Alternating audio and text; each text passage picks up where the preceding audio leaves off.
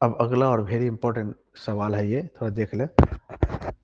दो स्टेशन के बीच की दूरी 300 किलोमीटर है। एक रेलगाड़ी पहले स्टेशन से समान वेग से दूसरे स्टेशन की तरफ गई। यदि उसका वेग 5 किलोमीटर प्रति घंटा अधिक होता, यानी पहले जो वेग था उससे 5 किलोमीटर अधिक हो जाता, तो पहले वाला वेग नहीं मालूम है तो मान लेंगे पहले वाला वेग को x, और बाद वाला वेग हो जाएगा x+5। ये ध्यान रखना है, ओके। सवाल तब आसानी से बन जाएगा।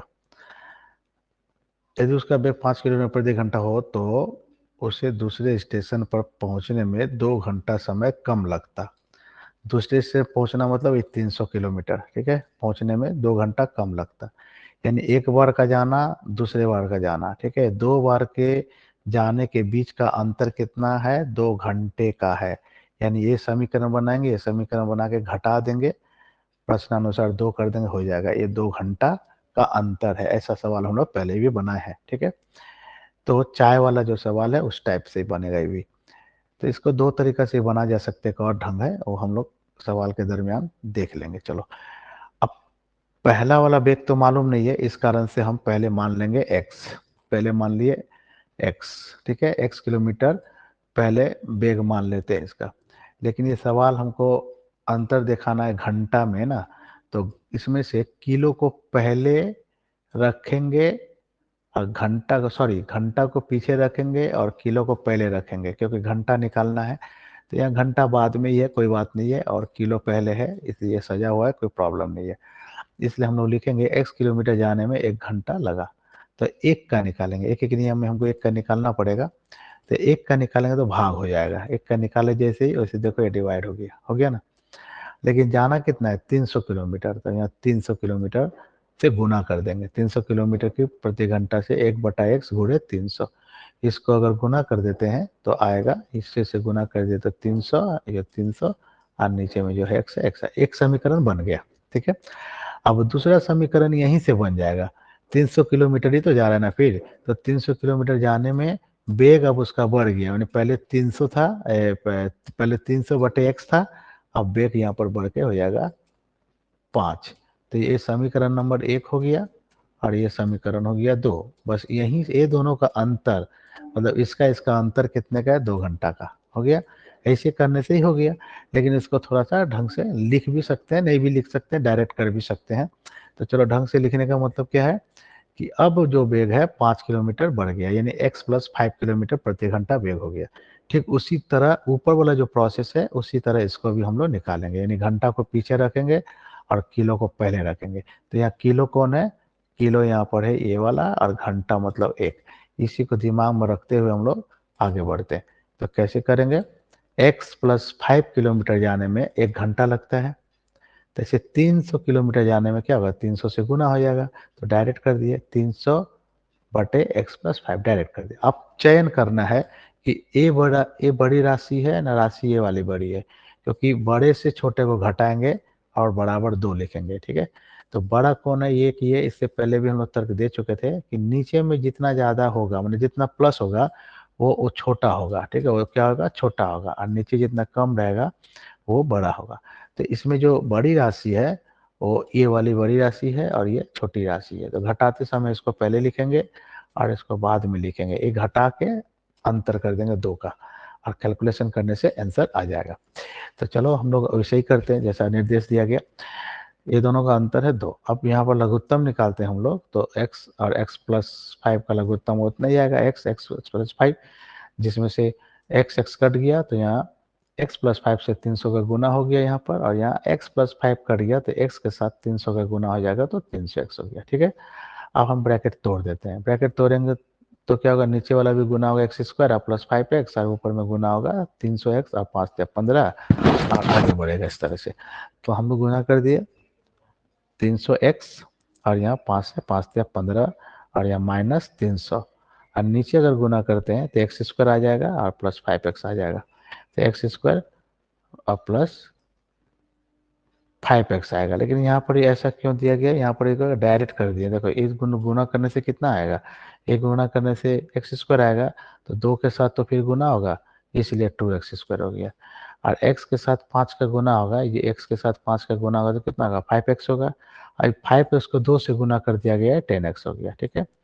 अब हम लोग इस समीकरण को अपने ढंग से सजा लेंगे, ठीक है। कैसे सजाएंगे मालूम है, ये 300 300 कट जाएगा, 300 300 कट जाएगा और हम यहाँ समीकरण को सजा देते हैं। ओके, यहाँ थोड़ा सा साफ करके यहाँ पर हम समीकरण को सजा दे रहे हैं इस तरह से।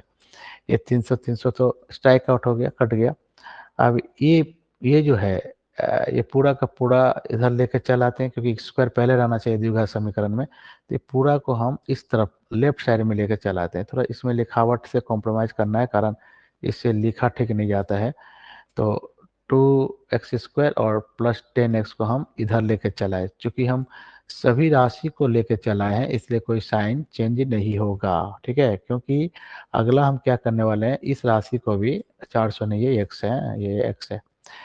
अब अगले राशि को पूरा उधर लेके जाएंगे 1500। ये पूरा लेफ्ट से राइट गया है, पूरा लेफ्ट से राइट गया और राइट से लेफ्ट पूरा आया है, इसलिए कोई साइन चेंज नहीं हुआ, ठीक है। अब हम लोग सजा ले अपने हिसाब से, तो क्या होगा 2x² और यहाँ से इस तो अपना जगह में है प्लस 10x, ठीक है, प्लस 10x और यहाँ 1500 वहाँ प्लस है तो इधर आगे क्या आ जाएगा माइनस हो जाएगा 1500, ठीक है।